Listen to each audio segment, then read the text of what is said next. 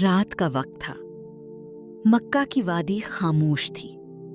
کعبہ اپنے وقار کے ساتھ کھڑا تھا، وہی کعبہ جسے پروفٹ ابراہیم اور پروفٹ اسماعیل نے اللہ کے حکم سے تعمیر کیا تھا۔ صدیوں سے عرب کے لوگ اس گھر کا احترام کرتے آئے تھے، لیکن یمن میں ایک ایسا شخص موجود تھا جس کے دل میں غرور، طاقت اور انتقام کی آگ بھڑک رہی تھی۔ اس شخص کا نام تھا ابرہہ۔ وہ یمن کا حکمران تھا۔ اس نے ایک عظیم الشان گرجا گھر تعمیر کروایا۔ وہ چاہتا تھا کہ عرب کے لوگ کعبہ کو چھوڑ دیں اور اس کے گرجا گھر کا حج کریں، لیکن عربوں کے دل کعبہ سے جڑے ہوئے تھے۔ کوئی بھی اس کے بنائے ہوئے عبادت خانے کی طرف نہ آیا۔ یہ بات ابرہہ کے غرور کو چیر گئی۔ پھر ایک دن اس نے فیصلہ کر لیا، وہ کعبہ کو مٹا دے گا، زمین سے ختم کر دے گا۔ اس نے ایک بہت بڑا لشکر تیار کیا، ہاتھی، گھوڑے، سپاہی، اور ان سب کے آگے ایک بہت بڑا ہاتھی جس کا نام تھا محمود۔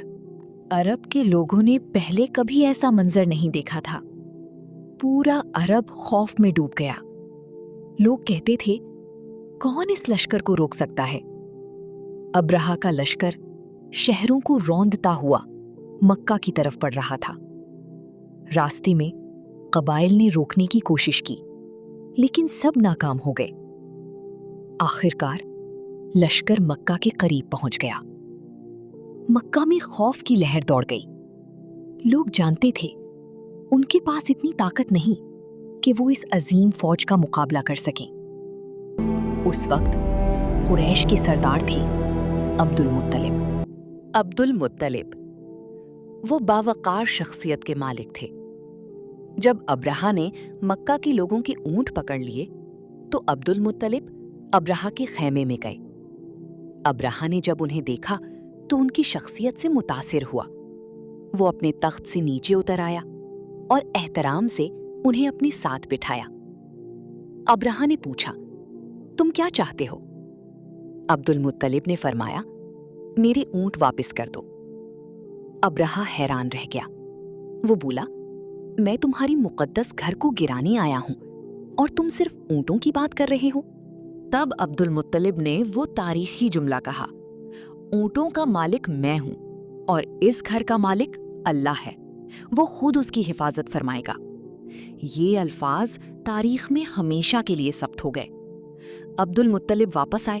انہوں نے قریش کو حکم دیا، پہاڑوں کی طرف چلے جاؤ۔ لوگ اپنے گھروں سے نکل گئے۔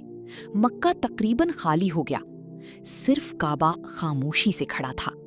پھر وہ صبح آئی جو تاریخ کی سب سے حیرت انگیز صبحوں میں سے ایک تھی۔ ابرہہ نے اپنے لشکر کو حکم دیا، آگے بڑھو۔ لیکن جیسے ہی ہاتھی کو کعبہ کی طرف موڑا گیا، وہ بیٹھ گیا۔ اسے مارا گیا، کھینچا گیا، چیخا گیا، لیکن وہ کعبہ کی طرف نہ بڑھا۔ جب اس کا رخ یمن کی طرف کیا جاتا، وہ فوراً اٹھ جاتا، مگر کعبہ کی طرف وہ ایک قدم بھی نہ بڑھاتا۔ پھر اچانک آسمان بدلنے لگا۔ دور افق پر چھوٹے چھوٹے پرندے نمودار ہوئے۔ لوگ حیران تھے۔ یہ پرندے تھے، ابابیل۔ ہر پرندے کی چونچ اور پنجوں میں چھوٹے چھوٹے پتھر تھے۔ پھر وہ لشکر کے اوپر منڈلانے لگے اور اللہ کے حکم سے انہوں نے پتھر برسانا شروع کیے۔ وہ عام پتھر نہیں تھے، وہ اللہ کا عذاب تھے۔ جس سپاہی پر وہ پتھر لگتا وہ تباہ ہو جاتا۔ پورا لشکر خوف، چیخوں اور تباہی میں بدل گیا۔ ہاتھی بھاگنے لگے، سپاہی گرنے لگے، زمین پر لاشیں بکھر گئیں۔ ابرہہ بھی شدید زخمی ہو گیا۔